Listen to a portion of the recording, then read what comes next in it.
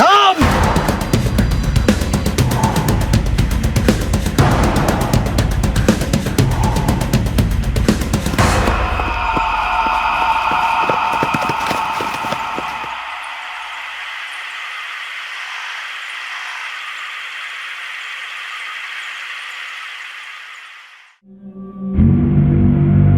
Sir, कल रात तकरीबन 2:30 बजे योर फॉरेस्ट रेंज की सीसीटीवी पर कुछ सस्पिशियस एक्टिविटीज दिखी।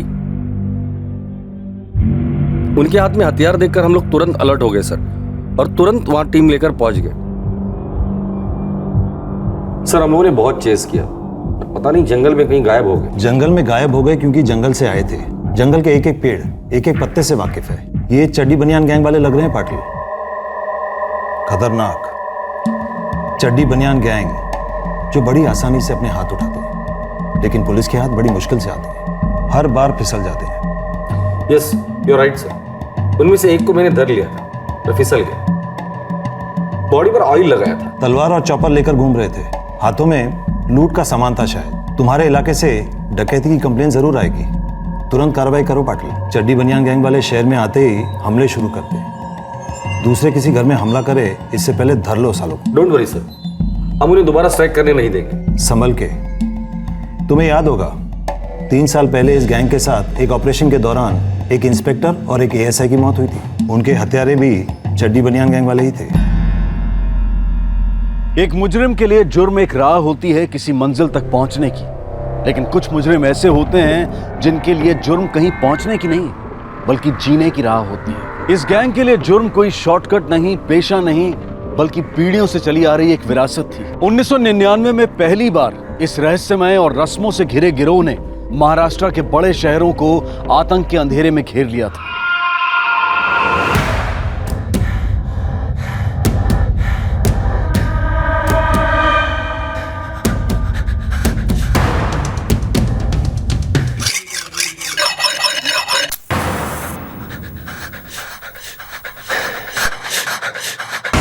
ये गिरोह कभी महीनों सालों तक खामोश रहता है और फिर अचानक से वार करता है। अब 2015 में इस गिरोह ने फिर से अपना सर उठाया था। पुलिस ने कमर तो कस ली थी, लेकिन क्या वो इस चिकने चिपचिपे गिरोह को पकड़ पाएगी? और इसके बदले में पुलिस को क्या कीमत चुकानी पड़ेगी?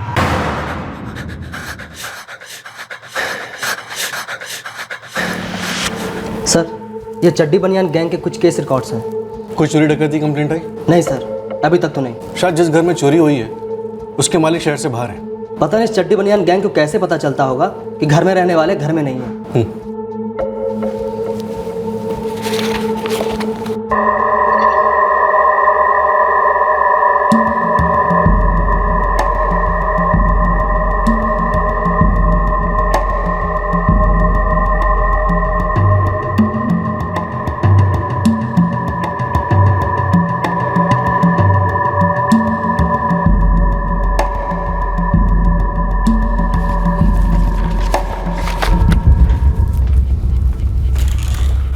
कोई नई कंप्लेंट आई?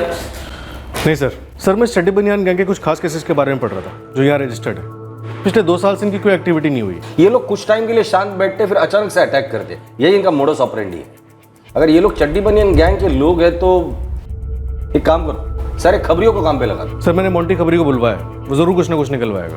पूरे एरिया में पेट्रोलिंग डबल कर दो। जितने भी सस्पेक्ट है हो सकता है इस गैंग की खबरी हो, सबको राउंड अप करो और एक एक को तोड़ो। दूसरा अटैक नहीं होना चाहिए।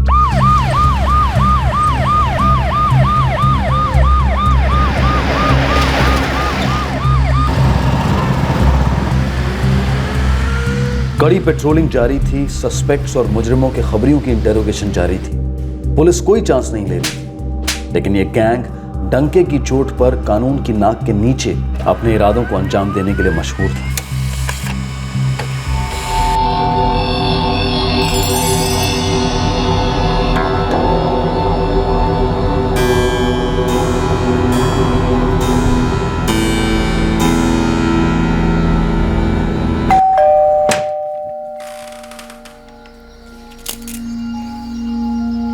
टाइम पर आ गए आप। हाँ, पूरे 28 घंटे बाद। लीजिए। यार, ये बीपीओ की जो नौकरी है ना, पक्का तुम्हारी साथ है। ऐसा मत बोलिए, मैंने कुछ कहा क्या आपसे? एक मिनट, मतलब क्या है तुम्हारा? नहीं मतलब मेरी दिन रात शिफ्ट चलती रहे और तुमको कोई तकलीफ नहीं होती? मैडम हनीमून से 1 महीने पहले ही लौटे, ये जल्दी बोर हो गए हमसे। आपकी नौकरी ऐसी है तो है, और मैं आपसे कोई बोर वोर नहीं हुई। आपके भैया भाभी यहीं 1 फ्लोर ऊपर रहते हैं, सारा दिन अच्छे से कट जाता है मेरा। अच्छा, और रातें?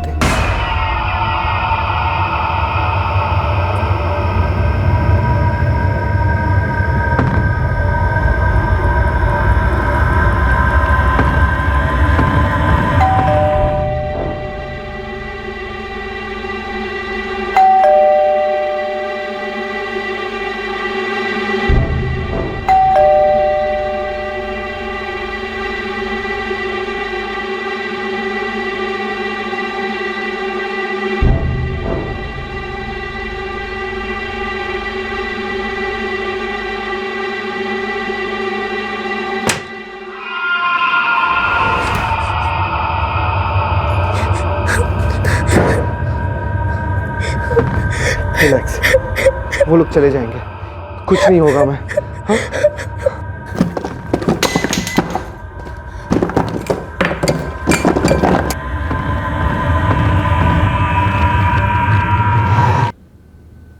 बाहर क्या हो रहा है? लगता है वो लोग चले गए, मैं देख कर आता हूँ। नहीं, आप मत जाइए प्लीज, आप मत जाइए। सुषमा यहाँ ऐसे कब तक बैठे रहेंगे? मुझे कुछ नहीं होगा, मैं देख कर आता हूँ। रिलैक्स।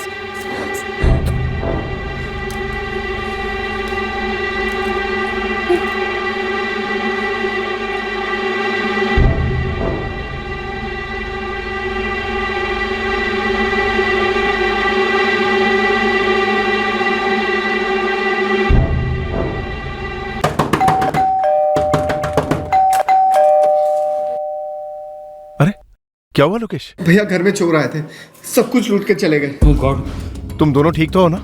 जी भैया।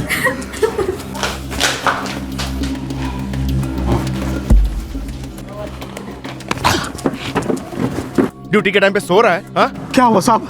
सोसाइटी में चोरी हो गई और हमने कुछ नहीं किया साहब, माफ कर दीजिए। कौन? तू घोड़े बेच कर सो रहा था या उन चोरों के हाथ खुद को बेच दिया था? नहीं साहब, मैं अपने बच्चों की कसम खाता हूँ, बस मेरी आंख लग गई थी साहब। आग लग गई थी? आग लग गई थी? आग लग गई थी? साहब मैं इस चोरी में शामिल नहीं हूँ साहब, बस हमारी आंख लग जाती है। मेरे भाई लोकेश और सुषमा ने बताया कि 5 लोग थे सर, और सोसाइटी का वॉचमैन कन्हैया 1 नंबर का इडियट है। मैं 4 साल से सेक्रेटरी हूँ, तब से सोसाइटी कमेटी मीटिंग में बोलता रहा हूँ कि चेंज करो इसे, ये ड्यूटी पर सोता रहता है, लेकिन कोई सुने तब ना। इतने सालों में आपकी सोसाइटी ने एक ढंग की सिक्योरिटी या सीसीटीवी में पैसा इन्वेस्ट करना जरूरी नहीं समझा। क्या करें सर, रेसिडेंट्स के एनुअल जनरल मीटिंग में जब भी सीसीटीवी की बात करते हैं तो रेसिडेंट साफ मना कर देते हैं, और जब इस तरह के इंसिडेंट्स होते हैं तो लोग मैनेजिंग कमेटी को ब्लेम करते हैं। सर कुल मिलाकर 9,75,000 की ज्वेलरी, 3 लाख कैश और 70,000 के 2 मोबाइल गए, और बाकी सारी चीज़ें और सब कुछ मिलाकर 1-8 लाख रुपए और। रात को 3 बजे आपके घर की डोर बेल बजती है, आप लोग बिना चेक किए कैसे खोल सकते हो? नहीं सर, मैंने आई होल में से देखा था, बहुत अंधेरा था, और इनके बड़े भाई और भाभी भी यहीं ऊपर रहते हैं, मुझे लगा वही आए होंगे कुछ इमरजेंसी में। वो लोग आपस में एक दूसरे को किसी नाम से बुला रहे थे? जी नहीं। देखिए इसमें साफ दिख तो नहीं रहा, फिर भी ध्यान से देखिए, क्या वो ये लोग थे? हाँ सर, शायद। उनके बदन पे तेल लगा था? हाँ सर। देखिए ये चड्डी बनियान गैंग है तो बहुत खतरनाक, पर आप चिंता मत कीजिए, दोबारा यहाँ हमला नहीं करें, पर आपके आसपास के एरिया में हमला जरूर कर सकते हैं। मिस्टर महेश, एक रिक्वेस्ट थी, आपके इस वरुण नगर एरिया में जितनी भी बिल्डिंग्स हैं उन सारे सोसाइटीज के सेक्रेटरी से मीटिंग हो सकती है जल्द से जल्द? Of course sir. इस गैंग के साथ हमें मिलकर लड़ना है, हर मुमकिन कोशिश पर। देखिए हम लोग इनके अगले हमले का इंतजार नहीं कर सकते, हम पुलिस वाले हमारी तरफ से हर मुमकिन कोशिश कर रहे हैं, आप सभी रेसिडेंट का कोऑपरेशन चाहिए। जी बिल्कुल सर, बस आप ये बताएं कि हमसे क्या एक्सपेक्टेड है। सबसे पहले आप लोग अपने सोसाइटीज में ढंग का सीसीटीवी लगवाएं, और सिर्फ आउटडोर पे नहीं, हर फ्लोर पे लगाएं। उसके बाद आप जिस सिक्योरिटी एजेंसी से वॉचमैन को बुलाते हैं उस सिक्योरिटी गार्ड को हमारे साथ रजिस्टर करवाएं। उतना ही काम वाली बाई आती है या ड्राइवर आते हैं, जो भी आपकी सोसाइटीज में आते हैं उन सभी को हमारे साथ रजिस्टर करें और उनका बैकग्राउंड चेक करें। सर सोसाइटी में तो कितने लोग आते जाते हैं, इलेक्ट्रीशियन, सेल्समैन, किराने वाले के डिलीवरी बॉयज, पूरी दुनिया आती जाती है। जी बिल्कुल सही कहा सर आपने, लेकिन एक छोटी सी बात तो हम कर सकते हैं, दरवाजा खोलने से पहले आई होल से देखें, सेफ्टी चेन लगाने के बाद दरवाजा खोलें, और प्राइवेट सीसीटीवीज भी लगा सकते हैं सिक्योरिटी के लिए, वो भी अच्छा रहता है। सर ये चड्डी बनियान गैंग वाले कितने खतरनाक हैं? बहुत ही खतरनाक। लेकिन ये खतरनाक तभी हो सकते हैं अगर हम उन्हें होने देंगे तो।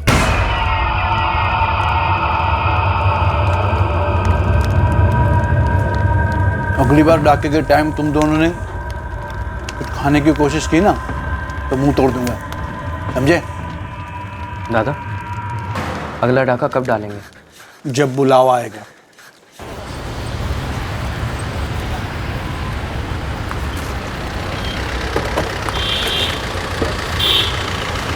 साहब, इस गैंग का जानकारी कम है और कहानियां बहुत ज़्यादा साहब, असलियत कम, अफवाहें ज़्यादा साहब। मानो ऐसा लगता है कि कोई मनगढ़ंत लोग हो साहब, ऐसा भूत होता ना वैसा साहब। भूत कैमरा में कैद नहीं होते मोंटी, ये लोग असली हैं और मुझे ये चाहिए।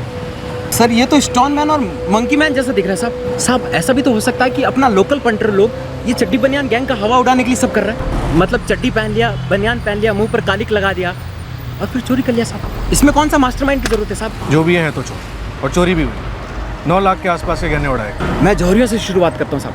चोरी का मामला है और चोरी का माल गर्म रहता साहब, हाथ में रखना डेंजर रहता साहब। इनके हाथों में तेल लगा और मुंह पे घूम, हाथ लग भी गए तो मुंह नहीं खोलते। बहुत भाईचारा इन लोगों की बरादरी। सर अब तक कोई ठोस जानकारी नहीं मिल पाई और ये भी पक्का पता नहीं चला है कि ये चड्डी बनियान गैंग का काम है कि नहीं। मेरा मतलब है कि कोई उनके नाम और भेस का इस्तेमाल कर रहा हो, जैसे कि कोई लोकल पंटर्स। नहीं, ये लोकल पंटर्स नहीं हो सकते। जिस तरह से वो लोग जंगल में भागे थे, ये चड्डी बनियान गैंग वाले ही होंगे। एक काम करो, खबरियों को एक्टिवेट कर दो, खासकर येउर के जंगल के आसपास वाले सभी हिस्ट्री शीटर्स, पुराने केस के ऑफिसर, सबसे बात करो। इनके ऊपर जो राज की चादर है उसका पर्दाफाश तो हमें करना ही है राउत। खौफ मुजरिम का सबसे बड़ा हथियार होता है और ढाल भी। पब्लिक के लिए जुर्म से ज्यादा तकलीफदेह होता है होने वाले जुर्म का इंतजार, और पुलिस के लिए सबसे बड़ा चैलेंज होता है जुर्म होने के पहले ही उसे रोकना। चड्डी बनियान गैंग 2 सफल चोरियां कर चुका था। पुलिस ने उन तक पहुंचने के लिए उसे एक सुराग के लिए सैकड़ों तरीके अपनाए। सीसीटीवीज की तादाद बढ़ाई गई और सर्वेलेंस 24 घंटे होने लगी। इलाके की सभी बिल्डिंग्स में रातों को सिक्योरिटी बढ़ाई गई। पुलिस दिन में भी गश्त लगाने लगी। खबरियों पर प्रेशर डाला गया। कम से कम 150 लोगों की इंटेरोगेशन हुई और पूरे शहर की पुलिस के साथ सिर्फ इस केस के लिए एक मोबाइल चैट ग्रुप भी बनाया गया। एक तरह से पुलिस एक संदेशा भेज रही थी इस खतरनाक गिरोह को कि अगर तुमने फिर से वार करने की कोशिश की तो वो तुम्हारी जिंदगी की आखिरी डकैती होगी और वो भी नाकाम रहेगी। ऐसा लगने लगा कि इस गिरोह को संदेशा पहुंच चुका था। उस दिन के बाद पूरे 3 महीने तक इस गैंग की चोरी का कोई केस सामने नहीं आया। लेकिन खौफ के अंधेरे में चड्डी बनियान गैंग अपने अगले शिकार के लिए बड़ी चालाकी से घात लगाए बैठा था।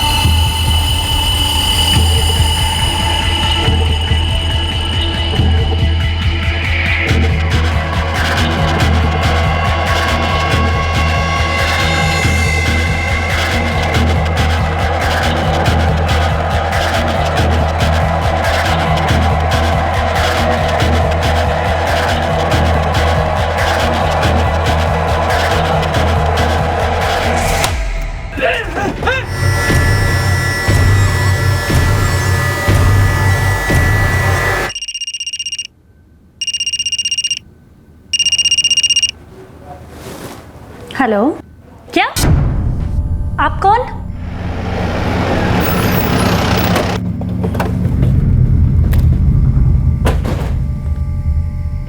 आपने फोन किया था? यस सर, मैंने फोन किया था। कशिश सिंह। मैं प्रेम राठौड़, सेक्रेटरी। आपने कुछ छुआ तो नहीं? नहीं सर, सिर्फ अंदर आकर देखा। रमनाथ, इस वॉचमैन का स्टेटमेंट ले लो। आप मेरे साथ चलें, आप यहीं रुकिए।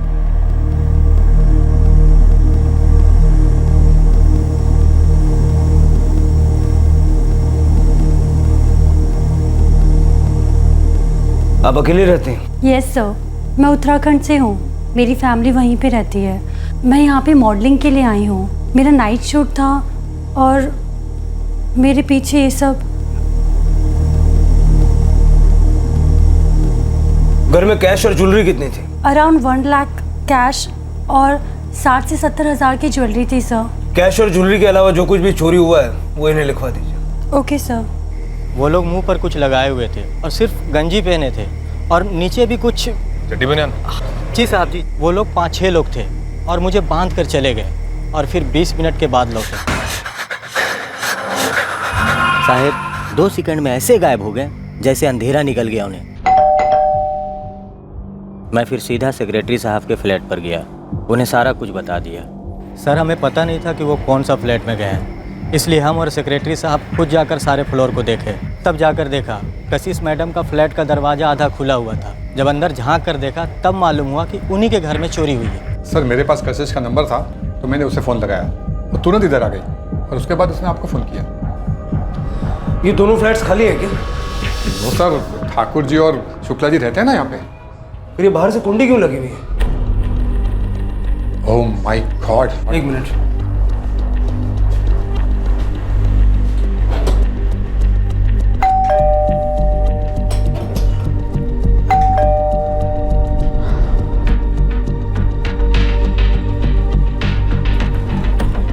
क्या हुआ प्रेम जी?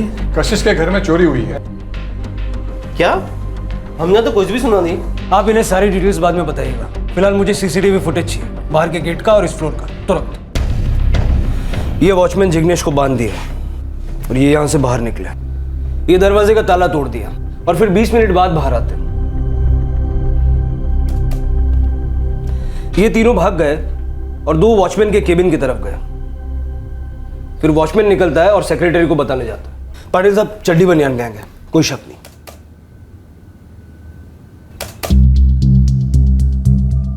थैंक यू पिंगले, आपने तुरंत मुझे फुटेज दिखाया। चेहरे तो नहीं दिख रहे इसमें, पर है यही 5 लोग। हाइट, बॉडी, हथियार सब कुछ सही। चड्डी बनियान गैंग को लेकर जो मोबाइल ग्रुप है उसमें मैं भी हूँ, तो जैसे ही मुझे पता चला मैंने सोचा आपको इन्फॉर्म कर दूं। हम लोगों ने हमारे एरिया में चेकिंग और पेट्रोलिंग बढ़ा दी तो उन्होंने आपके एरिया में हाथ मार दिया। वैसे ये लड़की अकेली रहती थी? हाँ, मॉडल है।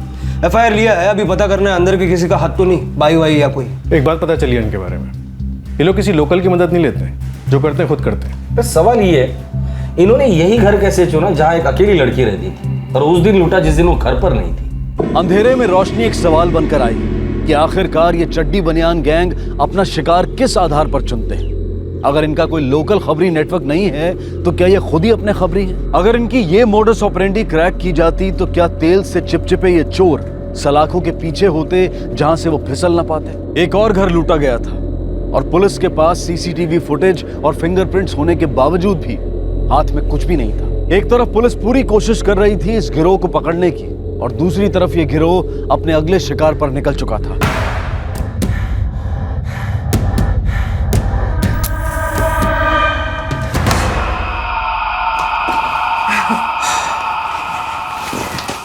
चलो फिर। अरे बस बस दिख रहा, पगे नथी लाखो, अपना ख्याल रखना। अरे बस बस बस बेटा। मम्मी पापा, मैं फिर से कह रही हूँ आप लोगों को, प्लीज रुक जाइए। और पापा इंसिडेंट की टेंशन क्यों कर रहे हैं? केतन ले आएंगे ना। हाँ पापा, ये तो सही कह रही है, आप लोग रुक जाइए ना। देखिए वैसे ही 12 बज गए, घर पहुंचते पहुंचते आप लोगों को 1 बज जाएंगे। काहे का 1 बेटा, आधे घंटे में टच हो जाएंगे, रोड भी खाली मिलेगा और रामबाग से सीधा सीधा निकल जाएंगे। हम लोग दोबारा आएंगे ना वापस। जय श्री कृष्ण। जय श्री कृष्ण। जय श्री कृष्ण। माता ना नीचे छोड़ के आता हूँ आप लोग। हाँ चलो ठीक है, चल ख्याल रखना।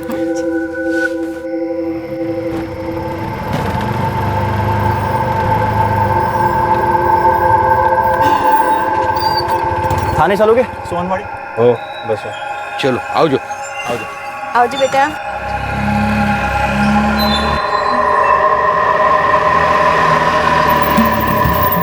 भैया रामबाग से ले लेना। इधर से लंबा गिरेगा अंकल, इधर हाईवे से लेता है ना मैं। कोई लंबा नहीं गिरेगा, हमको रामबाग से ही जाना है। अरे अंकल उधर का रास्ता खराब है। कुछ खराब नहीं है, जैसा बोला वैसा ले लो।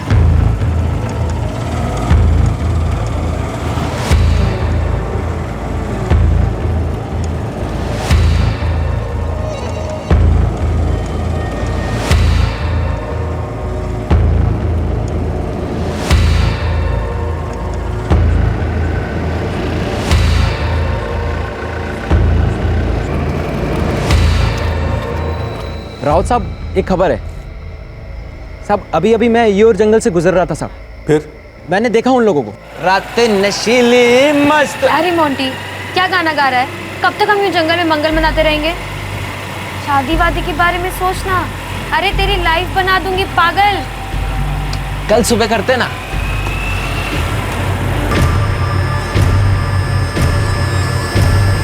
भाग मोंटी, मोंटी चल जल्दी चल मोंटी, मोंटी जल्दी चल। साहब वो नहीं पता आ रहे थे जा रहे थे, लेकिन पक्के वो चड्डी बनियान गैंग वाले थे। हाँ साहब, नहीं उनके मुंह पर कालिक पुत रखा था और सब पत्थर भी फेंक रहे थे।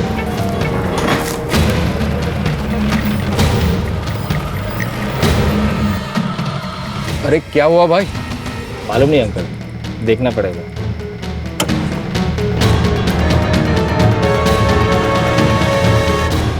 સાંભળો, તમે કેતનને ફોન કરો।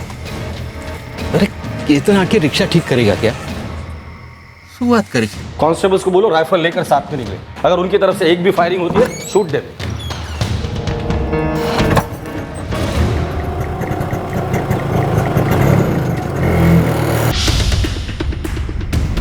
राउत, बाकी पुलिस टीम को भी बोल देना येऊर की तरफ आने जाने वाला हर रास्ता इनसाइड रोड पे भी पेट्रोलिंग करे। Okay sir. लो अंकल, पहुंच गए सोनवाड़ी। अभी किधर लेने का है? सीधा चलते रहो, आगे से राइट है, पंकज कॉलोनी। બહુ મોડું થઈ ગયું, 1:30 बज रहे। मुझे क्या बोल रही हो? इसकी रिक्शा बंद पड़ गई ना। अरे अंकल, जानबूझ के थोड़ी ना रिक्शा बंद किया है, होता है कभी कभी। वैसे भी आपको दूसरा रिक्शा नहीं मिला ना।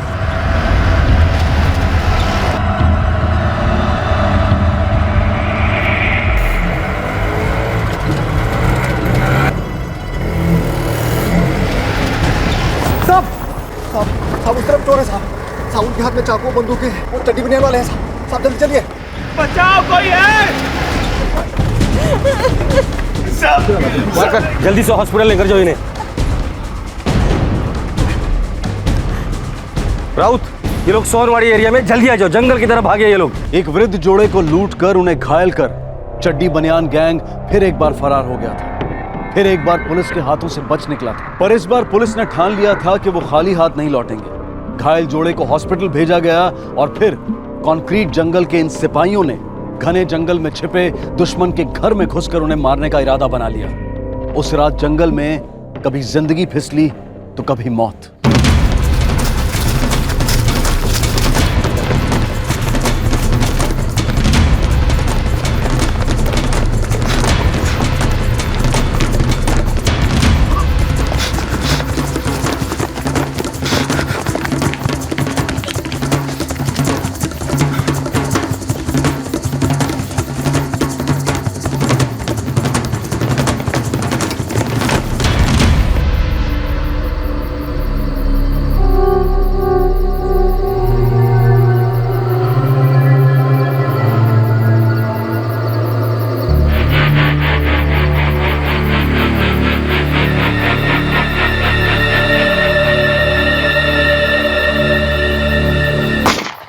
नीचे झुको।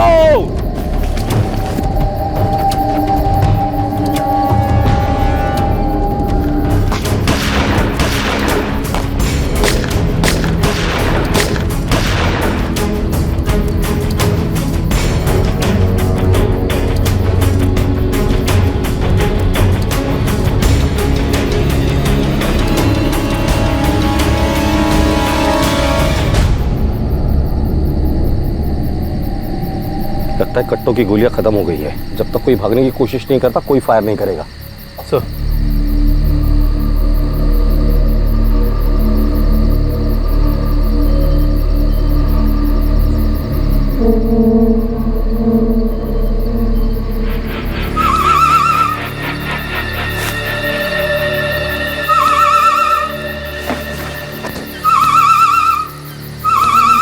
इशारों में बातें हो रही है, सब अलग अलग है। भागने का प्लान बन चुका है। राउत, वारकर और शेख सीधा फायर कर देना। मैं और सोलंकी राइट से कवर करते हैं। शिंदे, प्रकाश और परब लेफ्ट से कवर करना। मूव।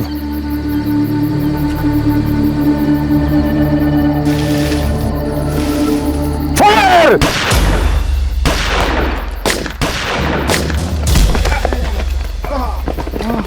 शेख! राउत! सर पत्थर फेंक के मारा है। शिंदे, प्रकाश और परब दोनों को हॉस्पिटल लेकर जाओ। नहीं सर, आपको ऐसे छोड़कर नहीं जा सकते। जिद मत करो, खून बहुत बह रहा है। मेरे साथ वारकर और सोलंकी रहेंगे। कुलकर्णी को बोला और फोर्स लेके जल्द से जल्द यहाँ पहुंचे। लेकर जाओ जल्दी। परब, शेख उठा जल्दी। लगता है पांचों भाग गए सर। और पांचों भाग गए तो पत्थर किसने मारा? वो भी इस तरफ से। भागते भागते कोई पीछे की तरफ से पत्थर नहीं मार सकता। तुम्हारे पास गोलियां कितनी बची? 2 सर। सर मेरे पास सिर्फ एक है। मेरे पास एक भी नहीं। बंदूक में गोलियां नहीं थी, लेकिन दिल में साहस पूरी तरह से लोडेड था। एक ऑफिसर और एक कांस्टेबल बुरी तरह से घायल हुए थे, लेकिन बाकी पुलिस वालों का हौसला बुलंद था। हेडक्वार्टर से एडिशनल मदद आई और मदद की कुदरत ने भी, जब सूरज की पहली किरणों ने इस रहस्य में चड्डी बनियान गैंग का पर्दाफाश किया।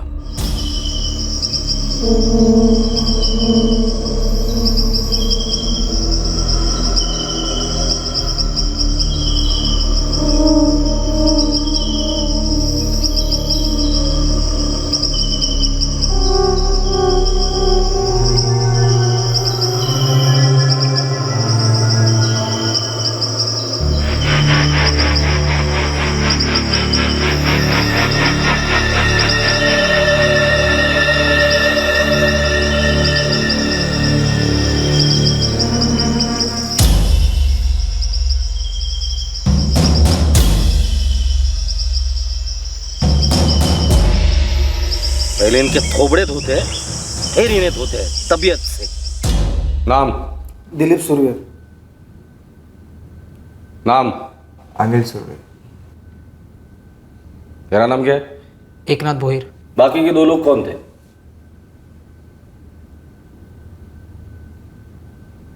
दिलीप, अनिल और एकनाथ। अभी अगर मैं तुम तीनों को जंगल वापस लेकर जाता हूं और तुम्हारे तीनों के भेजे में एक एक गोली ठोक देता हूं तो क्या होगा पता है?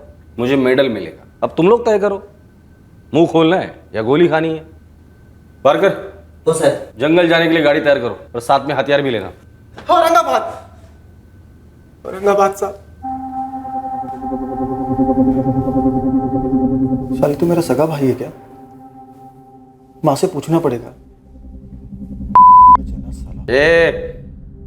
ये भाई भाई का प्यार जताने के लिए जेल में बहुत टाइम मिलेगा तुम दोनों को। औरंगाबाद में कहाँ रहते हैं और नाम क्या है उनके? बता। बक्सोली गांव, औरंगाबाद। नाम है रत्न शिंदे और राजाराम शिंदे। पारकर, अनिल को लेकर जाना और एड्रेस लिखवा लेना।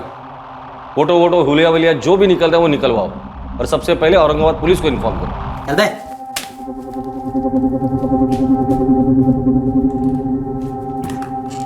दिलीप और एकनाथ, तुम लोगों की कहानी में मुझे कोई दिलचस्पी नहीं है क्योंकि तुम्हारा काम ही बहुत कुछ बोलता है। पर एक बात मुझे जाननी है, जिस घर में चोरी करते हो उस घर की खबर तुम लोगों को देता कौन है?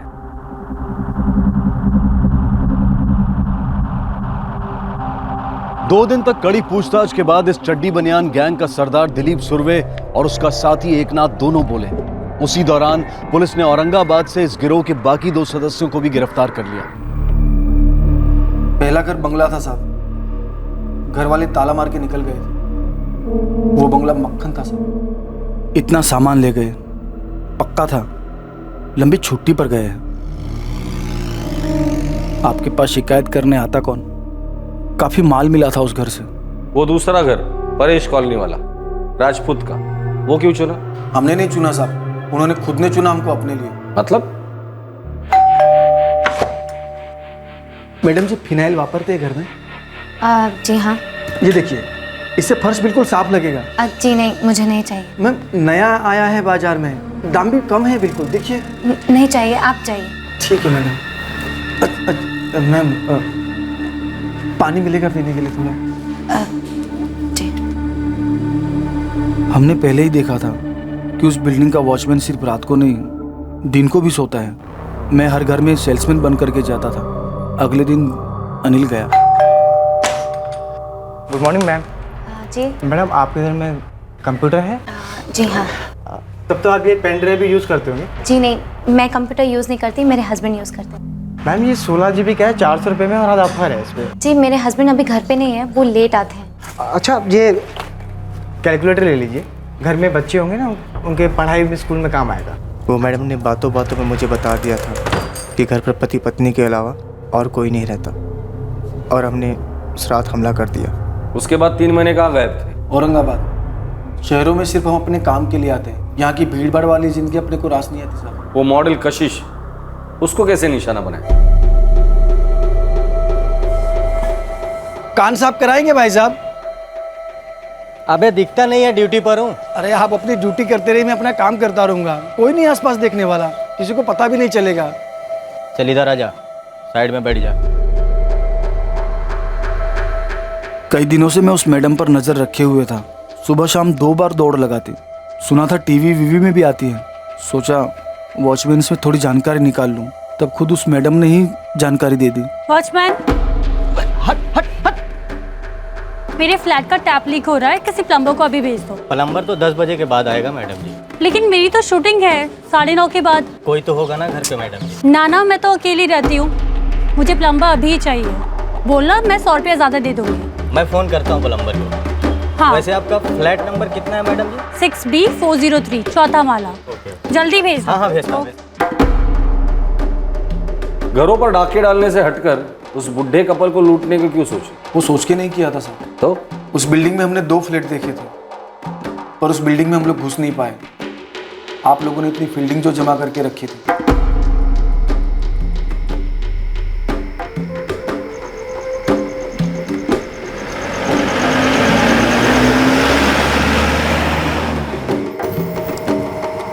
साला मच्छरों की तरह बनना रहे पुलिस वाले, लगता है वापस लौटना पड़ेगा। दादा खाली हो जाएंगे क्या? अगर ज्यादा हीरोगिरी दिखाएगा ना तो पकड़ा जाएगा।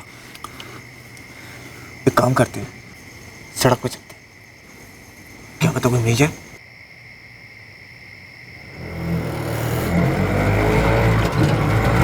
लगता है ऊपर वाले ने तेरी अर्जी सुन ली। देख क्या हलवा तोहफा भेजा है हमारे लिए।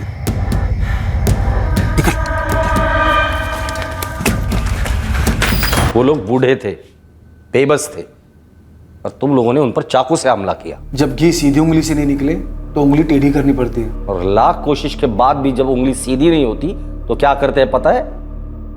उस उंगली को काट देते हैं। और तुम लोग इस समाज की वो टेढ़ी उंगली हो। तुम्हारी फितरत ही कुत्ते की दुम की तरह है, हमेशा टेढ़ी। तकदीर भी तो हो सकती है टेढ़ी। हम जहां से आए हैं, जो हमारी कहानी है, वो आपकी थोड़ी है। बोलना आसान है साहब, टेढ़ा मेढ़ा सीधा, लेकिन जीना एक अलग चीज है। दूसरों की जिंदगी बर्बाद करने को जीना नहीं कहते दिलीप। तुम्हारी जैसी कहानी और लाखों लोगों की भी है, पर वो लोग अपनी कहानी को ढाल बनाकर जुर्म का सहारा नहीं लेते। तकदीर के साथ साथ एक और चीज होती है, मेहनत और नीयत, जो उन लाखों लोगों में है पर तुम लोगों में नहीं है। शुक्र करो कि कानून है यहाँ पर, जो तुम्हें सजा तो देता है पर सुधरने का एक मौका भी देता है। पर हमें मालूम है अपनी मजबूरी और हालात का बहाना बनाकर तुम लोग फिर चोरी करोगे, हम लोग फिर पकड़ेंगे, तुम फिर चोरी करोगे। लेकिन एक दिन ऐसा आएगा हम पकड़ेंगे नहीं, सीधा ठोक देंगे। राउत तगड़ा केस बनाओ इन सबके खिलाफ और पेश करो अदालत में। 5 आरोपियों को आईपीसी की धारा 326 घातक हथियार से या किसी अन्य तरीके से जानबूझकर चोट पहुंचाने के लिए, धारा 307 हत्या करने के प्रयास के लिए, धारा 394 लूट के दौरान जानबूझकर चोट पहुंचाने के लिए, धारा 397 लूट या डकैती के इरादे से हत्या या गंभीर चोट पहुंचाने के लिए, धारा 459 किसी के घर में सेंध लगाने के दौरान गंभीर चोट पहुंचाने के लिए, और धारा 34 एक ही मंशा से जुर्म करने के तहत बुक किया गया है। चुराए गए कुछ गहने और कैश पुलिस ने बरामद कर लिए थे, बाकी गहनों की खोज अभी जारी है। खौफनाक चड्डी बनियान गैंग को पकड़ने में अपनी जान की परवाह ना करते हुए महाराष्ट्र पुलिस के दिलेर ऑफिसर्स और कांस्टेबल्स ने अपनी ड्यूटी के प्रति अपनी निष्ठा का बेहतरीन प्रमाण दिया। क्राइम पेट्रोल उन्हें सैल्यूट करता है। महाराष्ट्र, उत्तर प्रदेश, उत्तराखंड, राजस्थान, पंजाब और आंध्र प्रदेश, देश के कई राज्यों में इस चड्डी बनियान गैंग के कई प्रकार हैं। इन डकैतों के बारे में कई अफवाहें हैं, कई काल्पनिक कहानियां हैं जो इन्हें राज में लिपटे एक गुप्त पंथ का दर्जा देते हैं, जबकि हकीकत यह है कि अन्य किसी भी क्रिमिनल की तरह इस गुट में भी वही लोग शामिल हैं जो मेहनत और ईमानदारी से नहीं बल्कि जुर्म के शॉर्टकट द्वारा अपना पेट और अपना व्यसन पालना चाहते हैं। इनका रौद्र रूप और विचित्र रिवायतें सिर्फ एक छलावा है आतंक का माहौल तैयार करने के लिए। जुर्म एक भेड़िया है जो अलग अलग रूप धारण करके हम तक पहुंचने के प्रयास में रहता है, लेकिन हमें मेमना नहीं बनना है, शेर की तरह डटकर उसका मुकाबला करना है। और इस लड़ाई में आप और हम पुलिस की बहुत बड़ी मदद कर सकते हैं, चौकन्ने रहकर, सतर्क रहकर। CCTV cameras, double doors, qualified security guards हमारी सुरक्षा जरूर बढ़ाते हैं, लेकिन साथ ही किसी अजनबी के साथ जरूरत से ज्यादा अपनी पर्सनल डिटेल डिस्कस करना भी अक्सर नुकसानदायक हो सकता है।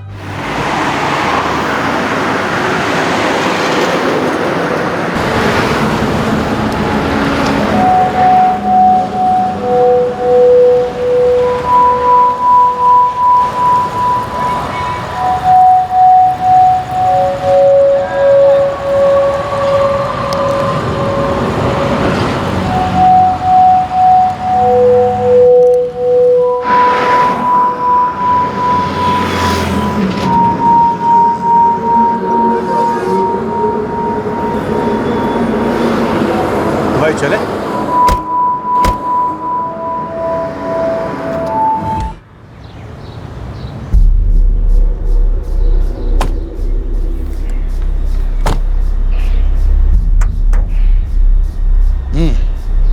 आजा।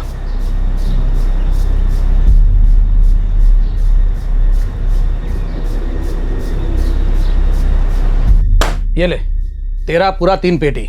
देख बिल्कुल सही कीमत दे रहा हूँ, पूरे बाजार में तेरे को इससे ज्यादा कोई नहीं देगा। और फिर तू तो जानता ही है कि एक मैं ही हूँ जो चोरी की गाड़ियों को खरीदने बेचने का काम करता हूँ। ये ले, पुलिस को भनक तक नहीं लगेगी।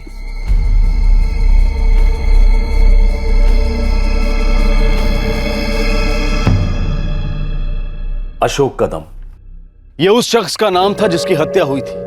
लाश के पास से बरामद हुए ड्राइविंग लाइसेंस से मृतक की पहचान हुई। अशोक कदम के घर में उसकी मौत की खबर सुनकर मातम छा गया।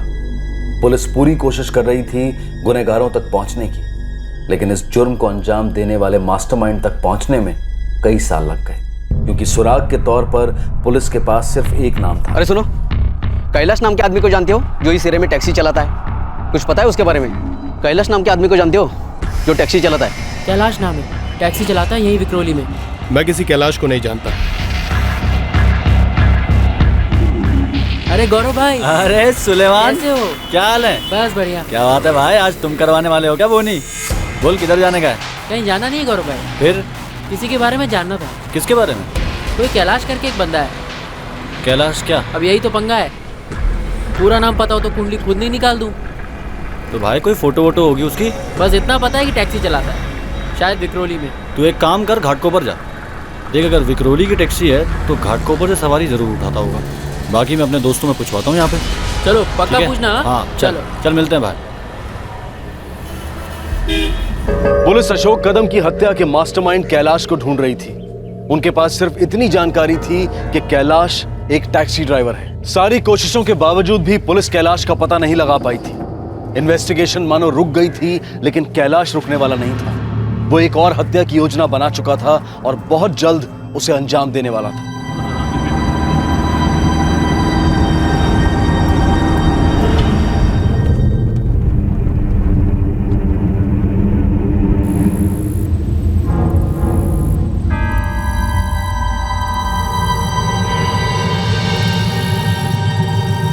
और कितनी देर लगेगी?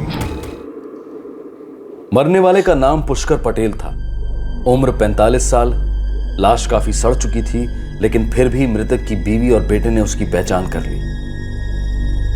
पुष्कर पटेल का केस एक्सीडेंटल डेथ करार देकर बंद कर दिया गया, जबकि उसकी हत्या हुई थी। इन दोनों की मौत सन 2011 में हुई थी, वो भी 1 महीने के अंतराल में। अगले 4 सालों तक इन दोनों की हत्या की गुत्थी सुलझ नहीं पाई, लेकिन 2015 में इस जुर्म की सच्चाई सामने आई और जरिया बना खुद एक जुर्म, एक ऐसा जुर्म जिसकी योजना अभी बुनी जा रही थी।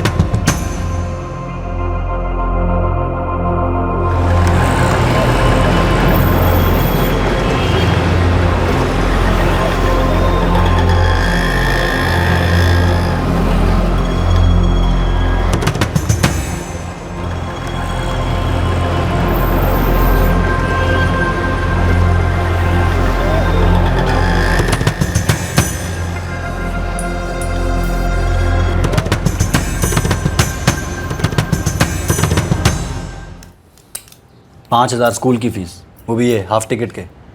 इतना तो अपना खोली का भाड़ा नहीं है। बस हाँ गौरव, बहुत बहाने बना लिए तुमने। कब से बोल रही हूँ मैं, 4 साल का हो गया अपना महेश। आजकल 2-2.5 साल के बच्चे स्कूल जा रहे हैं। कब जाएगा अपना महेश? मेरे को कुछ नहीं पता। इस साल मेरे को महेश का एडमिशन स्कूल में करवाने का है बस। हाँ ठीक है, हो जाएगा। हाँ तो ठीक है, अगले महीने स्कूल की तो बोला ना हो जाएगा। काय को सवेरे सवेरे कान पे हॉर्न बजाती है, सुबह होते ही दिमाग पे हथौड़े मारने शुरू कर देती है।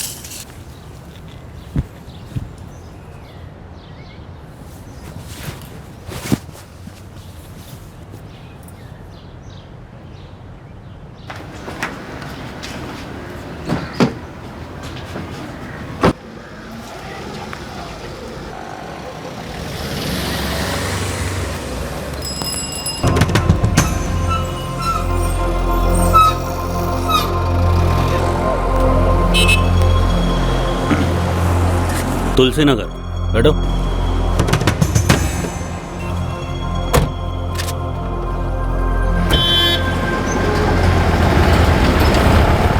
जल्दबाजी करना ठीक नहीं। मुझे लगता है एक बार फिर से जगह दिखानी चाहिए। जो भी करेंगे सोच समझ के करेंगे। अबे 1 हफ्ते से यही तो कर रहे हैं, कितना सोचेंगे। लोहा गर्म है, मार देते हैं हथौड़ा। राम जी तुम इतने उतावले क्यों रहते हो? और तुम इतने डरे हुए क्यों रहते हो यार? डरता नहीं हूं मैं, पर जब बात लाखों की आती है तो अबे घबरे, जब देखो झगड़ते रहते हो मियाँ बीवी की तरह। ऐसे ही झगड़ते रहे तो हो गया काम। सुरेश बाबू, ये राजू 1 नंबर का फट्टू है। मैं तो कहता हूँ इसको रहने दो, इस काम के लिए हम दोनों ही काफी हैं। ए राम जी तू जास्ती उड़ मत, समझा ना? कहाँ फंस गया हूँ मैं। एक तो साइट पे कॉन्ट्रैक्टर साला पैसे काट काट के देता है, और यहाँ तुम, इतना अच्छा मौका हाथ आया और तुम लोग मुहूर्त देख के बैठे हो। सच में मौके पे चौका मारना आता ही नहीं है तुम लोगों को। ए तू जितना उतावला होगा ना उतना विकेट तेरा जल्दी गिरेगा। थोड़ा सब्र रख, समझा? ए भाई दोस्त तू लगा ना गाना बना यार, क्या यार।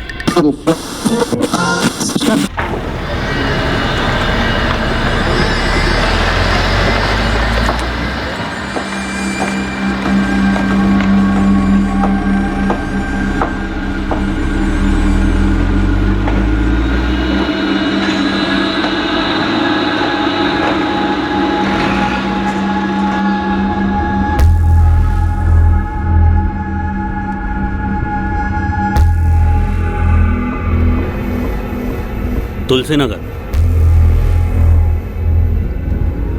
पूरा नक्शा दिमाग में छप गया है, अब और देर नहीं करनी चाहिए हमें। मुझे लगता है हमें कुछ दिन पता था मुझे तू यही बोलेगा।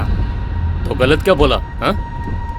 याद रखना, जल्दबाजी करने वाला अपनी जुबान भी चला लेता है और चाय का मजा भी नहीं पर वचन मत दे मुझे, समझा? सुरेश भाऊ समझा दो इसको। ए तुम लोग का भाई, चले काम करते आज एक बार फिर नजर मार के आते, फिर तय करते क्या करना है। सुरेश भाऊ ज्यादा नजरें घुमाएंगे ना तो किसी की नजर में आ जाएंगे। मेरी मानो, किसी को हम पे शक हो उसके पहले काम करते और चुपचाप सुमड़ी में निकल लेते हैं। तू हर वक्त घोड़े पर सवार क्यों रहता है राम जी? हाँ? देख सुरेश भाऊ सही कह रहे हैं। आज चक्कर मारते हैं माणिकपुरी का, फिर तय करेंगे कब श्री गणेशा करना है, सही दिन देखकर। और देखो और घूमो, अबे और चाहो तो पंडित जी से मुहूर्त भी निकलवा लो, ऐसे तो काम हो गया। अरे ए राम जी,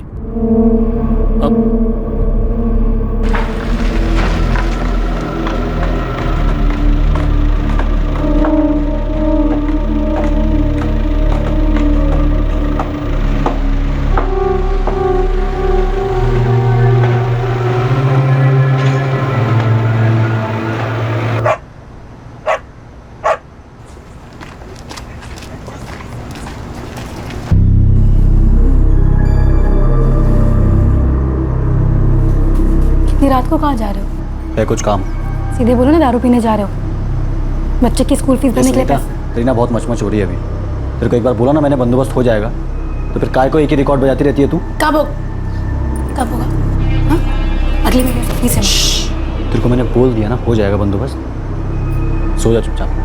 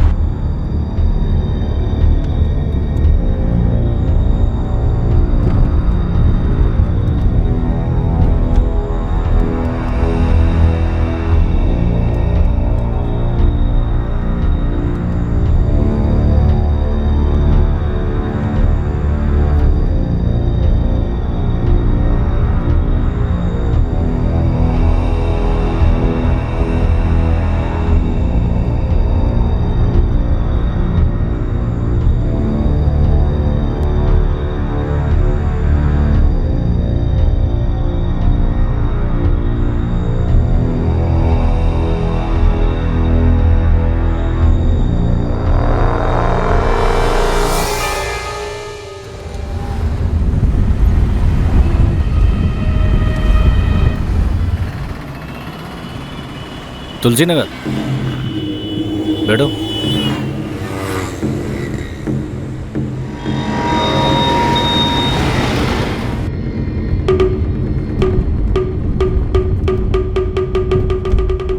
रोज का जाने का है तो भाड़ा बांध लो, बोलोगे तो रात में भी आ जाऊंगा। नहीं वो ज़रूरत नहीं है, 2-3 दिन का ही काम बाकी है। तुम तीनों क्या कंस्ट्रक्शन साइट पे काम करते हो? हाँ, वो कारीगर है हम लोग। अच्छा। मैं बिजली का काम करता हूँ और ये दोनों मिस्त्री का। तीनों एक ही गांव से हो? कौन से गांव से? बस भाई अब तो मुंबई के होके रह गए भाई। हाँ, लेकिन मुंबई जैसी जगह में रहना और खाना आसान तो है नहीं, मुश्किल तो होती होगी। अब मुझे ही ले लो, इतना कमा लेता हूँ कि पेट भर जाए, मगर जी नहीं भरता। तुम लोगों को नहीं लगता ऐसा?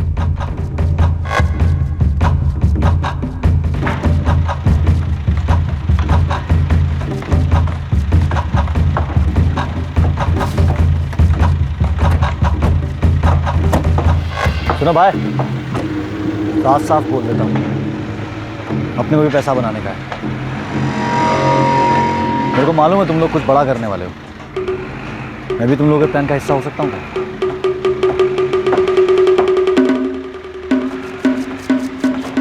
एक जुर्म की योजना आकार ले रही थी और इस होने वाले जुर्म का 4 साल पहले हुई 2 हत्याओं से एक अजीब कनेक्शन जुड़ने वाला था। 4 साल पहले हुए अपराधों का खुलासा बहुत अजीबोगरीब ढंग से होने वाला था।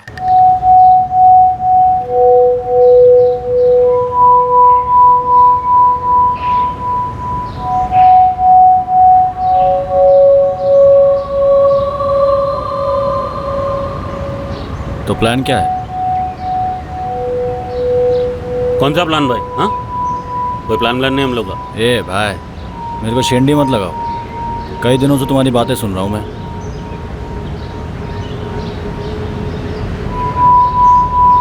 ऐसे मत देखो यार, देखो मुझसे डरने की ज़रूरत नहीं है, मैं भी बिल्कुल तुम्हारे जैसा हूँ।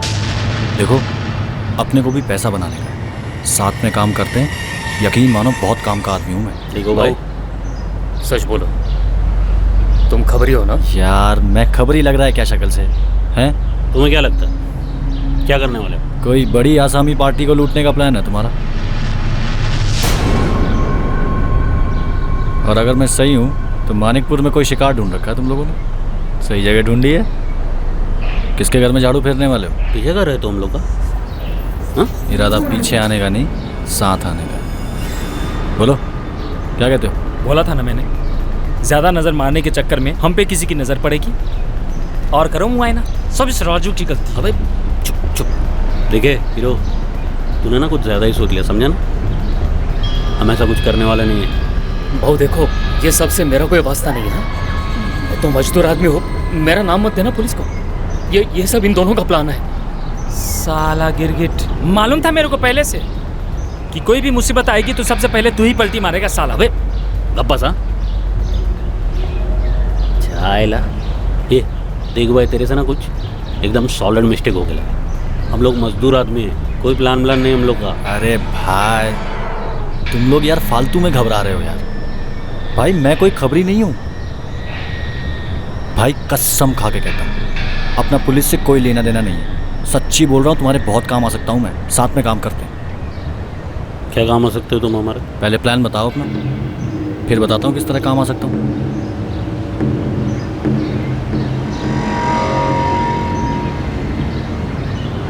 मानिकपुरा में एक सोसाइटी है, ग्रेसिया साइट्स, उसके बी विंग में दूसरे मंजिले पर एक जौहरी रहता है, प्रकाश मेहता। मालूम पड़ा है घर में काफ़ी जेवरात और रोकड़ा रहता है। तो गेट पे गार्ड तो होगा, उसका क्या करोगे? अबे क्लोरोफॉर्म से बेहोश करेंगे और क्या करेंगे?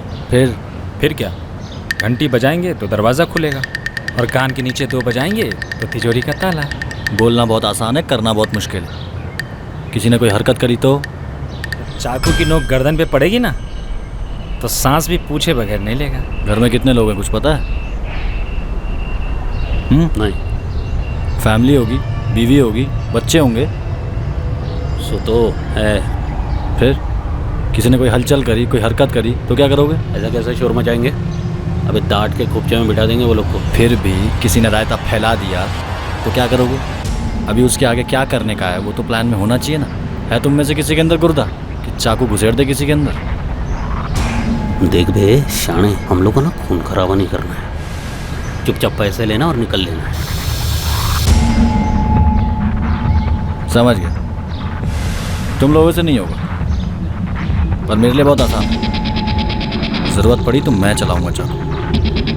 तुम तिजोरी साफ करना, मैं गला साफ करूँ। मंजूर है? मैं गला साफ करूंगा, बोलने में क्या जा रहा है? जब करना पड़ेगा ना तब पता चलेगा। ए भाई, कर चुका हूँ।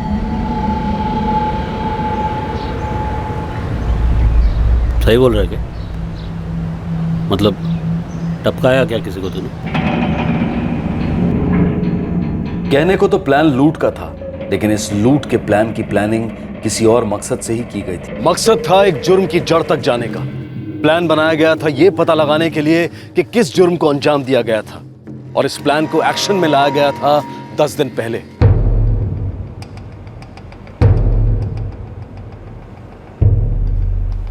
ठीक 10 दिन पहले Mumbai crime branch unit B को अपने एक भरोसेमंद खबरी से इंफॉर्मेशन मिली थी। बोलो करीम, सुबह सुबह घंटी बजाए मतलब बड़ी खबर होगी। साहब खबर तो बड़ी है, लेकिन थोड़ी कच्ची पक्की है। खबर सुना दे, पकाने का काम हम लोग कर लेंगे। एक टैक्सी वाला है, सुनने में आया है साले ने 2 गाड़ियां बेची थी 4 साल पहले। अभी 4 साल पहले चोरी की गाड़ी बेची थी, ये तेरी बड़ी खबर है? साहब गाड़ी के साथ साथ गाड़ी वाले को भी टपका दिया था उसने। मर्डर किया था? किसका? ये तो पता नहीं चला साहब, पर साला बहुत फुदक रहा था अपने फंडर के सामने। कल रात को बार में मिला था अपने फंडर को।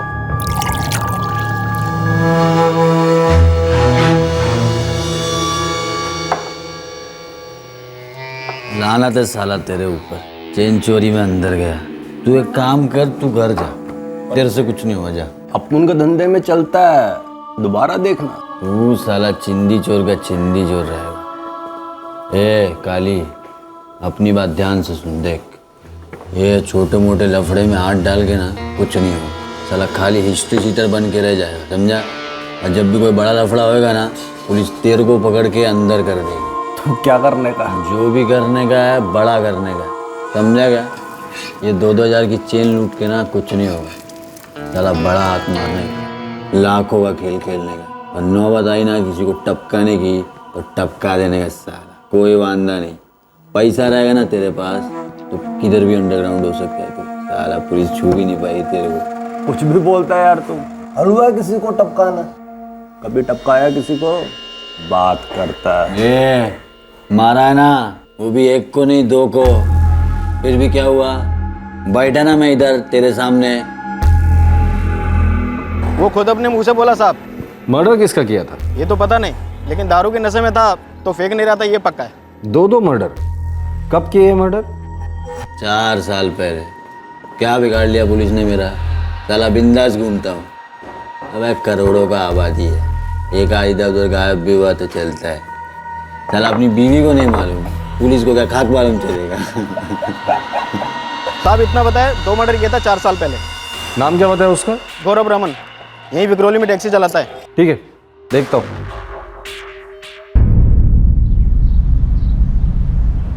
अगर बड़ा हाथ मारना है तो बड़े से बड़े खतरे के लिए तैयार रहना पड़ेगा, जान से भी मारना पड़े तो भी। तो क्या सच में तूने किसी को? 2 लोगों को, ऊपर पार्सल, और पुलिस को पता भी नहीं चला, और न कभी पता चलेगा।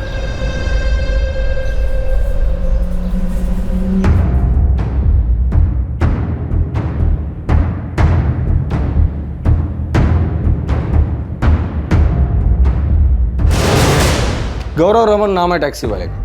ये रही उसकी हिस्ट्री। मारपीट लड़ाई झगड़े में 3-4 बार अंदर आ चुका है। अब पता चला कि उसने 2 मर्डर भी किए। हिम्मत इतनी बढ़ गई है कि बिना डरे सबको ढोल बजा के सुना रहा है कि पुलिस उसे छू भी नहीं पाई। इस गौरव को उठा भी नहीं सकते सर, कोई सबूत तो है नहीं उसके खिलाफ। बात को भी 4 साल हो गए, और जो इतना उछल रहा है तो जरूर मोटी चमड़ी का होगा, आसानी से मुंह भी नहीं खुलेगा। सर किसका मर्डर किया था इसने, किस एरिया का केस था, कुछ पता है? कुछ भी नहीं पता सर। गौरव समझता है कि इसने पुलिस को 2 बार चकमा दे दिया तो वो कभी पकड़ा नहीं जाएगा, इसकी गलतफहमी दूर करनी पड़ेगी। हाँ, और कैसे? सर क्यों ना इस बार हम उसे चकमा दे, फंसाते उसे। चूहे को अगर पिंजरे में बंद करना है तो रोटी दिखलानी पड़ती, ललचाना पड़ता है। कोई भी अपराधी जुर्म की खुशबू दूर से सूंघ लेता है। प्लान बनाओ, इसे लगना चाहिए कि कोई तगड़ा कांड होने जा रहा है और इसे अच्छे पैसे मिलने वाले। एक बार इसे भनक लग जाएगी ना, फिर देखो चुंबक की तरह खींचा चला आएगा पिंजरे में।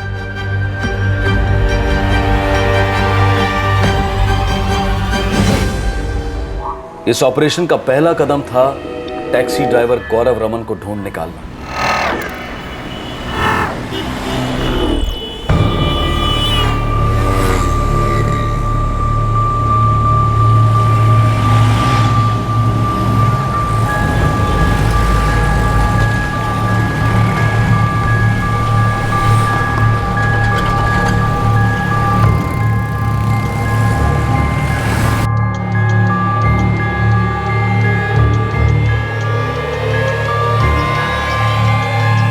गौरव को लोकेट करने के बाद कुछ दिनों तक उसकी सारी मूवमेंट्स नोट की गई।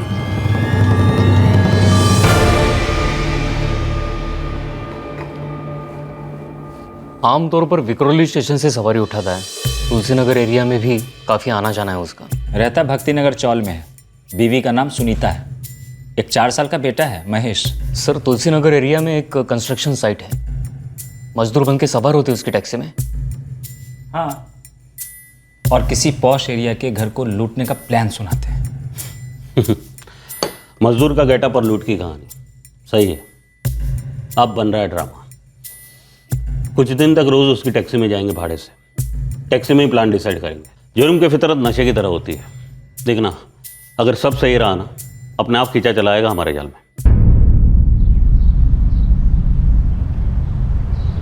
2 मर्डर किया और पुलिस ने कुछ नहीं किया तेरे को। चल कुछ भी। मुझे लगता है तू फेंकता है। हाँ, या फिर हमें फंसा रहा है। मुझे तो अब भी लगता है ये पक्का खबरी है। फालतू का स्टोरी सुना रहा है। अरे क्या यार, तुम लोग एक ही रट लगा के बैठे हुए हो यार। नहीं हो कोई खबरी में। चलो 1 मिनट के लिए मैंने तेरी बात मान ली। अब ये बता, तूने दोनों मर्डर अकेले कर दिए? नहीं, 2 साथी और थे मेरे, मगर बॉस में था। तो तू उनके पास क्यों नहीं जाता हाथ मारने? हमारे पास क्या है, इधर क्यों आया? क्योंकि वो साले बेवकूफ़ थे, चढ़ गए पुलिस के हत्थे।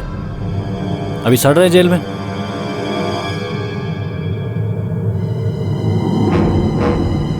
उन उल्लुओं को अकल ही नहीं थी, अभी गए अंदर लंबे टाइम के लिए। तो उन लोगों ने पुलिस को तुम्हारा नाम नहीं दिया? कैसे बताते?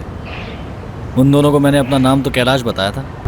अब जब वो दोनों पकड़े गए तो पुलिस ने तीसरे साथी का नाम पूछा, तो उन्होंने कहा कोई कैलाश था जो टैक्सी चलाता है। फिर क्या, पुलिस निकल गई कैलाश को ढूंढने के लिए। मालूम क्या, साला हद तो तब हो गई जब एक खबरी अपने पास ही आके पूछता है, भाई कैलाश को जानते हो क्या? कोई कैलाश करके एक बंदा है। कैलाश क्या? मालूम क्या, मैं उसको बोला कि भाई घाटकोपर में जाकर ढूंढ, उधर मिलेगा। अभी ढूंढता रहेगा जिंदगी भर। साला तो अपने साथियों को फंसा सकता है, क्या गारंटी हम लोगों ने फंसाएगा? भाई मैंने नहीं फंसाया उनको। वो फजल को मैंने बोला था कि फेंक दे मोबाइल। आजकल साला पुलिस ये मोबाइल से सारे केस सॉल्व कर देती है, लेकिन सुनी नहीं उन्होंने मेरी। 2000 है इसके बटुए में। ये घड़ी, अंगूठी और चैन भी तो है।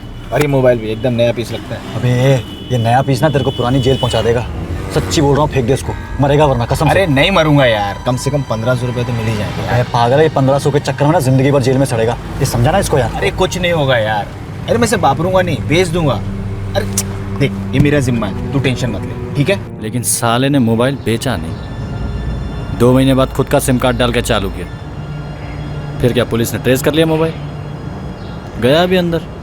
अब ये मत कहना कि तू नहीं जानता अशोक कदम कौन है, क्योंकि जो हश्र तुम लोगों ने इसका किया था उससे भी बुरा करूंगा तेरा। मैं मानता हूँ साहब कि मैंने मोबाइल चुराया, लेकिन उसका खून मैंने नहीं किया साहब। माँ कसम मैंने नहीं किया साहब। अब सही गाना गा रहा है, बता और कौन था तेरे साथ? साहब वो अंकित यादव और कैलाश। ये पूरा प्लान कैलाश का था साहब। कहाँ मिलेंगे? साहब मुझे सिर्फ अंकित का पता मालूम है।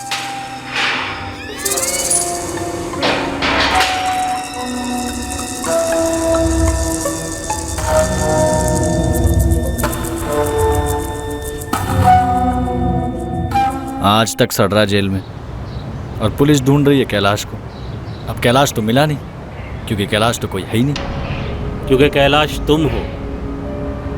वो था कौन? अपने को क्या मालूम कौन था, अपने लिए तो बकरा था। भूख लगी थी तो सामने आ गया, हलाल कर दिया। कब किया ये? 2011 में।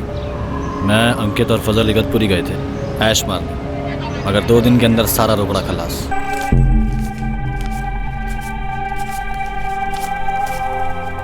ए भाई, अपन के पास तो सिर्फ 80 रुपए बचे हैं। इधर देख, मेरे पास सिर्फ 150 रुपये बचा है। और अपने पास 120।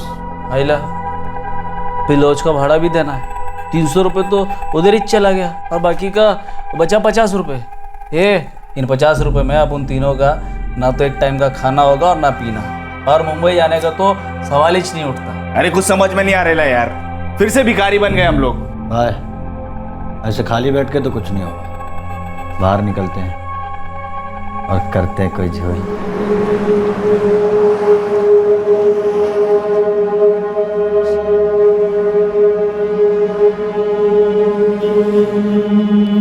अरे यार कैलाश, कब से पैदल चल रहे हैं यार, और कितना पैदल चलना पड़ेगा? क्या पैदल ही जाएंगे अपन मुंबई?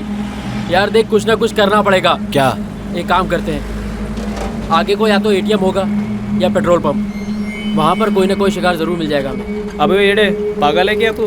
अबे उधर सिक्योरिटी मिलेगी, वो भी बंदूक के साथ, और वो सीसीटीवी कैमरा बात करता है। सुनो, एक काम करते हैं। क्या? किसी छोटे मोटे गल्ले को लूट लेते हैं, अबे कुछ तो पैसा मिलेगा। चलो चल। हम शिकार की तलाश में घूम रहे थे, तभी अचानक सामने से एक गाड़ी हमारी ओर आती दिखी।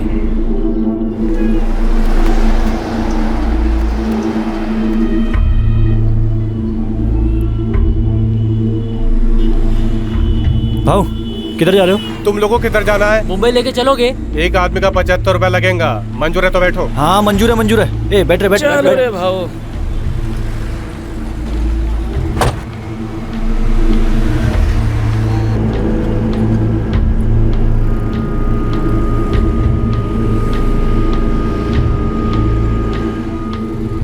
दिमाग में आया क्यों ना इस ड्राइवर और उसकी गाड़ी को ही लूट लेते।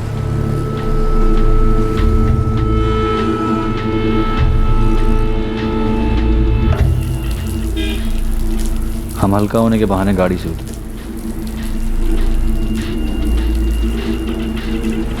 गाड़ी में एक लंबा वायर पड़ा है, उसी से गला घोट देते हैं साले का। भाई, ड्राइवर के गले में चेन है और हाथ में अंगूठी भी। अब तो इसी गाड़ी में मुंबई जाएंगे। और गाड़ी में बिकवा दूंगा, वो भी बढ़िया दाम में।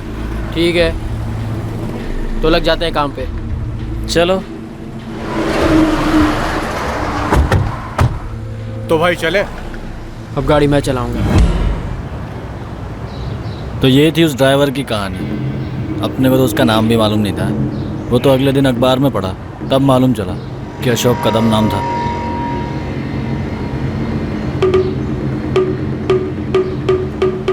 चार साल हो गए और तुझे किसी ने छुआ भी नहीं। अब हुआ ना भरोसा मेरी बात का। भाई मुझे तो पूरा भरोसा है इस पे। तुम लोगों को क्या लगता है? मेरे को भी पूरा भरोसा है। ए राजू, क्या बोलता है तू? यार तुम लोग इसकी बातों में मत आओ, इसका भरोसा कैसे कर सकते हैं? अरे यार तू मेरी बात समझने की कोशिश कर यार। तुम तीनों की तरह मेरे पास भी पैसों की कड़की चल रही है, इसलिए भाई मैं आया हूँ सामने से। तुम तीनों को मेरी ज़रूरत है और मुझे तुम्हारी, और सिर्फ मैं ही हूँ जो पुलिस को चकमा देने में माहिर हूँ। बोल। ठीक है, ये हुई ना बात यार। ज़रा जानने को दिल कर रहा है, ये अशोक कदम के बाद दूसरे और किसको ठिकाना लगाया आपने? हाँ गौरव भाई, कौन था? चल बता अभी गाँव मत का बोल। पुष्कर पटेल नाम था उसका, आंगड़िया चलाता था, पैसे देता था उधार पे, मेरे को भी दिए थे टैक्सी के लिए।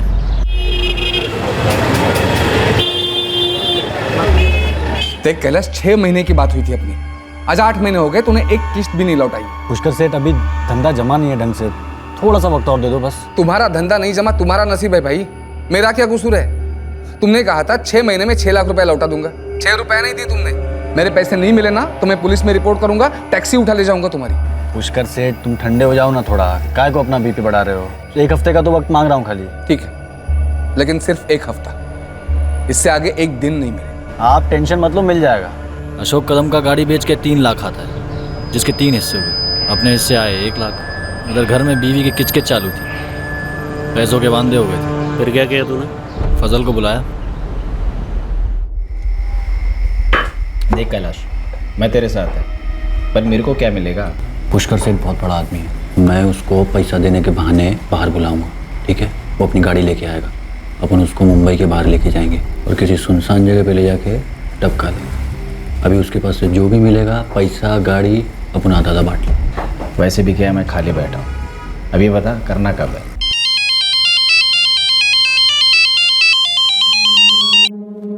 अरे वाह कैलाश, क्या बात है, सामने से फोन किया, वो भी हफ्ता होने से पहले। मुझे तो लगा तू खा गया मेरे 6 लाख और मुझे जाना पड़ेगा पुलिस में तेरी शिकायत करने। क्या सेठ, तुम भी गरीबों को पुलिस का उल देते हो? तुम्हारे पैसे तो लौटा नहीं थे। तो पैसे लेकर आ जाओ ऑफिस। सेठ एक छोटा सा प्रॉब्लम है, लेकिन अब क्या प्रॉब्लम है? वो पैसे विक्रोली में नहीं, खोपोली में है। खोपोली क्यों? क्या है ना सेठ, अपना एक दोस्त आ रहा है उधर किसी बिजनेस के काम से, उसके पास रोकड़ा है लेकिन टाइम नहीं है, तो अपन को जाके लेना पड़ेगा उधर। तो तू अपनी टैक्सी में लेके आना। वही तो राड़ा है ना सेठ, अपना टैक्सी गैराज में है, तो मैं सोच रहा था आपके साथ जाके ले आता हूँ। वैसे भी 1-1.5 घंटे का रास्ता है, क्या कहते हो?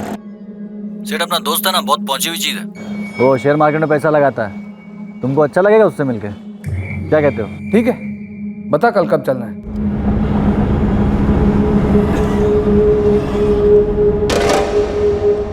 सेठ जी, वो आगे वाले नाके पे ना अपना एक दोस्त मिलेगा, उसको भी जाने का है खोपोली। क्यों? उसको मिलने का है ना अपने दोस्त को, शेयर मार्केट में पैसा लगाता है ना, ये आगे वाले नाके पे खड़ा होगा। देख, टैक्सी तू चलाता है, मैं नहीं। मैं क्यों लिफ्ट दूं किसी को? क्या सेठ जी, इसमें बुरा मानने वाली क्या बात है? मेरे दोस्त है अपना, अभी अपने साथ साथ उसका भी काम हो जाएगा ना।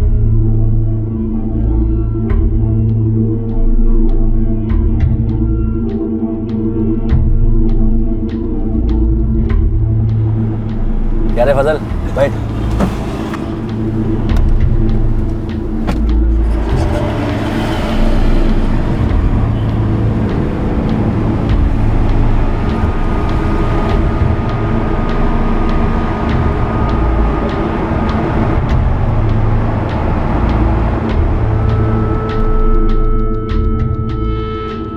लो आ गया खोपोली।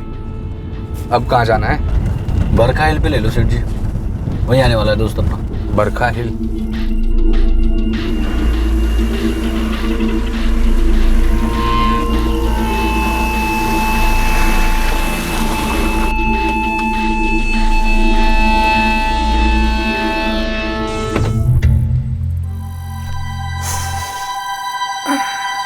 कहाँ है तेरा दोस्त? 1 मिनट। हाँ सेठ। हाँ क्या रे पंकज, किधर है? और क्या, हम तो पहुंच गए। हाँ आजा आजा आजा आजा। हाँ सेठ जी इंतज़ार कर रहे हैं। सेठ 5 मिनट में आ गया बस। 5 मिनट?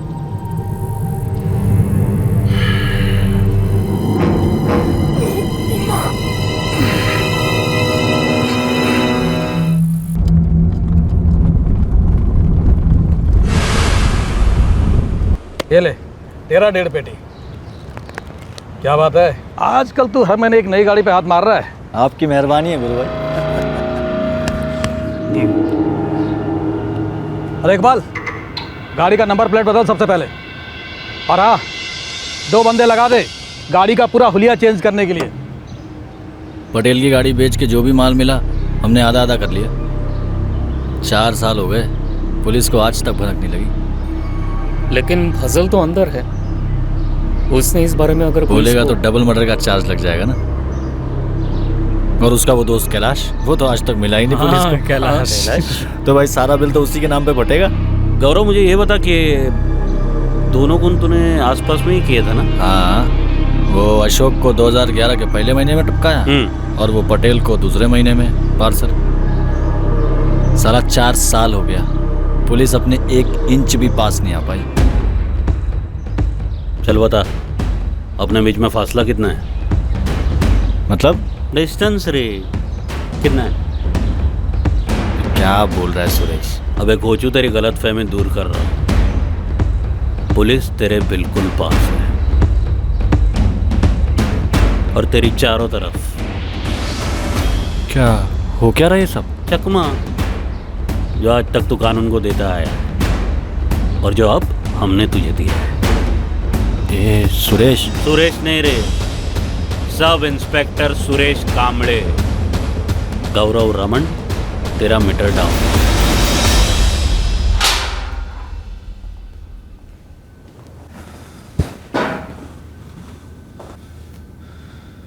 तुम पुलिस वाले हो, सारा नाटक मुझे फंसाने के लिए किया था ना।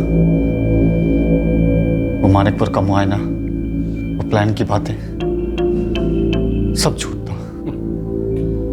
तेरे चेहरे पर यह हैरानी देखकर अच्छा लगा। पुलिस को चकमा देने में बहुत माहिर है ना तू। गौरव उर्फ कैलाश आज खुद कैसे चकमा खा गया, अब मार खाएगा। क्या कहता था तू? पुलिस तुझे छू नहीं सकती। फिक्र मत कर गौरव, छुएंगे तो अब भी नहीं, बिल्कुल हाथ नहीं लगाएंगे। अब बात डंडे से होगी।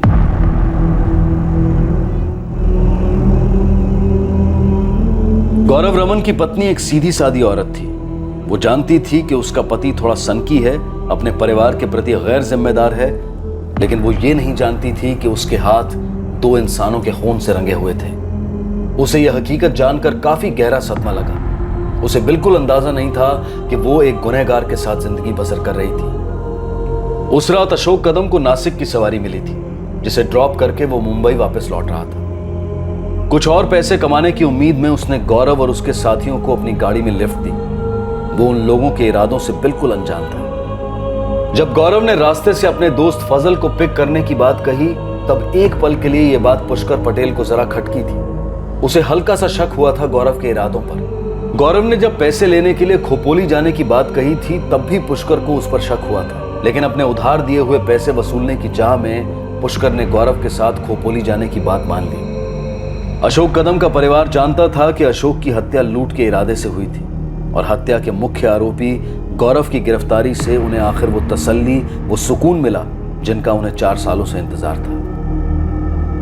दूसरी ओर पुष्कर पटेल के केस में उसके परिवार को 4 साल बाद इस बात का पता चला कि पुष्कर की मौत एक्सीडेंट नहीं बल्कि हत्या थी। सच कहे तो जब उन्होंने हमें बताया कि उनका एक्सीडेंट हुआ है, तो हमें भी इस बात का विश्वास नहीं हुआ था। सर, हमने कई बार मांग की थी इस केस को री इन्वेस्टिगेट करने की, लेकिन ऐसा नहीं हुआ। देखिए, आपका शक बिल्कुल सही था।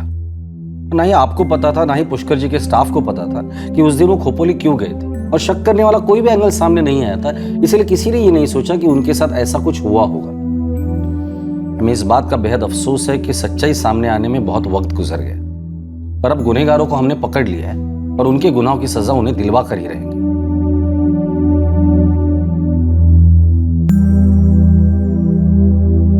अशोक कदम के केस में गौरव, फजल और अंकित पर हत्या के लिए आईपीसी की धारा 302, सबूत मिटाने के लिए धारा 201 और लूट या डकैती के इरादे से हत्या या गंभीर चोट पहुंचाने के लिए धारा 397 लगाई गई है। पुष्कर पटेल का केस, जो एक एक्सीडेंटल डेथ रिपोर्ट हुआ था, उसे बतौर मर्डर केस फिर से रीओपन किया गया, और इस केस के आरोपी गौरव रमन और फजल खान पर हत्या के लिए आईपीसी की धारा 302, सबूत मिटाने के लिए धारा 201 और लूट या डकैती के इरादे से हत्या या किसी को गंभीर चोट पहुंचाने के लिए धारा 397 लगाई गई। पुष्कर पटेल और अशोक कदम का केस अलग अलग एरिया के पुलिस थानों में दर्ज हुआ था, और वो भी 2011 में, और फिर 4 साल बाद किसी और ही एरिया की Mumbai crime branch unit B के हाथ एक छोटी सी इंफॉर्मेशन लगी कि गौरव रमन नाम के एक टैक्सी ड्राइवर ने 2 हत्याएं की हैं। उन्हें इस बात की भी जानकारी नहीं थी कि हत्या किन 2 लोगों की हुई है, लेकिन दाद देनी होगी Mumbai crime branch unit B के अफसरों की, जिन्होंने बड़ी ही मुस्तैदी और चतुराई से एक ऐसा प्लान बनाया कि मुजरिम खुद ब खुद उनके जाल में आ फंसा।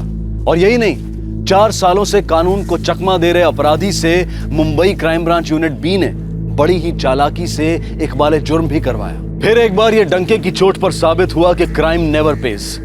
कुछ वक्त तक अपने जुर्म की सजा से बचने में कामयाब रहा अपराधी अगर ये सोचने लगे कि कानून उसके गिरेबान तक कभी नहीं पहुंच पाएगा, तो ये सिर्फ उसकी गलतफहमी है, जैसे कि इस केस के मुजरिम को थी। 4 साल तक वो कानून से बचता रहा, लेकिन आज वो जेल की सलाखों के पीछे है और केस का ट्रायल जल्द ही शुरू होने वाला है। फिर मुलाकात होगी अगले एपिसोड में एक और चौंका देने वाले केस के साथ। तब तक सतर्क रहें, सुरक्षित रहें और देखते रहें क्राइम पेट्रोल सतर्क। सबक एक को सीख हम सबको। जय। इस तरह के और भी एपिसोड देखने के लिए हमारे चैनल को सब्सक्राइब करें और बेल आइकन दबाना ना भूलें।